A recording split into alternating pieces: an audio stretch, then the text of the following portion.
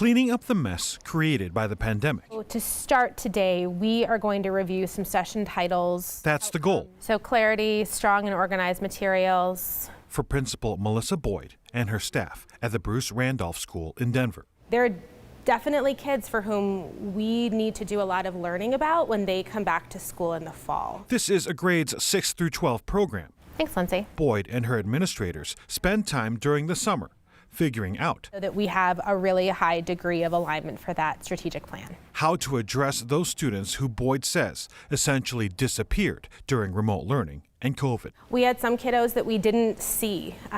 Maybe they joined class, but we weren't getting a lot of work, so we don't always know how much learning occurred. Personalized education, it's going to look different. Dr. Alex Marrero is superintendent of Denver Public Schools. He says plans are being made across the district to deal with the anticipated academic slide a number of students will suffer during the pandemic, specified in the latest release of state test scores. Once we have that data point, it's going to vary. Right? The approach is going back to shop, right, and cooking up a pathway of success for each individual student. It's not going to be easy, right? And this is, I guess, one of the challenges of the large system. The other piece is that this is also not going to be about teaching the prior year's content. Like, this is not remediation teaching.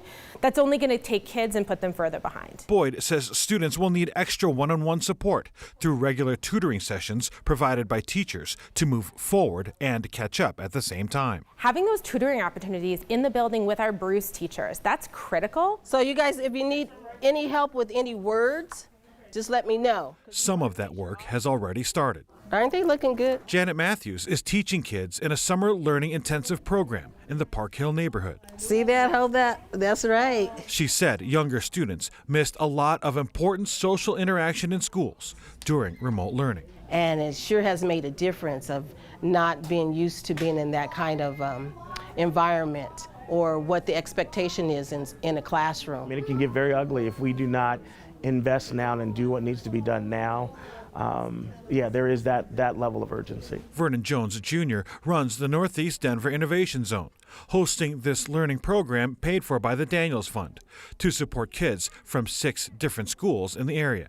Let's get in this together and use these smaller pods, or learning circles as we call them, to really help kids and parents develop the skills that they need to be, as we say, liberated through literacy. See, this is what we're going to look like. Jones says COVID widened the academic gap that already exists between white and minority students. Exposing kids to more help, more support, knowing that there's people that care about them, that want to help them succeed, the more the better. Yeah, we lost time. I mean, we have to acknowledge that. We've lost time, and we've got to put in the time now to catch up. How much time?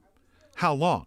If schools can stay open for in-person. So we had 2019, then we had an interrupted year, roughly 18 months. I think that we need to at least honor that time frame. I would say minimum 2 years for us to really recoup. We have some kids that have not sat in a classroom seat in our school buildings since the start of the pandemic. Boyd says she'll take as long as she needs to get the job done. I'm just really excited, and I know it's going to be challenging, but given what we have already done, I cannot imagine that it's going to be more challenging. The testing data released today compares scores from 2019 because students didn't take the Colorado Measures of Academic Success test in 2020. Math seems to be the big issue. For example, in 4th grade, about 34% of students were proficient in 2019, an already low number. In 2021, only about 29% of 4th graders showed math proficiency. Interrupted learning, Tom Kim, caused by the pandemic, and that had a major impact. I want to ask you a little bit about race, especially as we start to look at the new data coming out from the census. What does the state data say about the so-called achievement gap that exists between white students and minority students? Well, the CMAS scores did show that students of all races declined in all areas and all academic performances, but it does show a greater impact on Black and Hispanic students, which means that the so-called achievement gap did widen over the pandemic.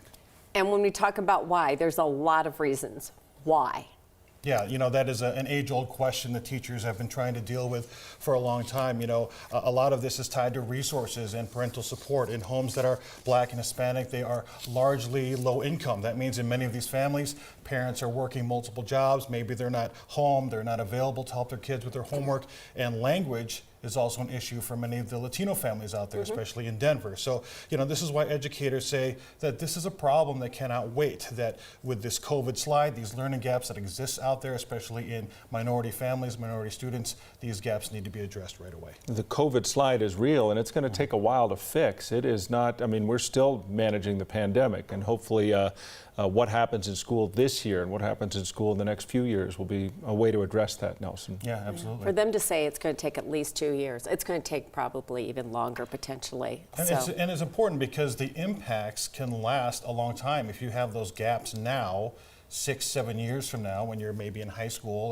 or about to graduate, yes, you will still have certain gaps, and so it needs to be addressed now. Hey, and you're talking about ranges 5 to 18 years old, and all these students and families are going to have to manage it. Nelson, good stuff. We'll stay on it. Thanks. Right, thank you.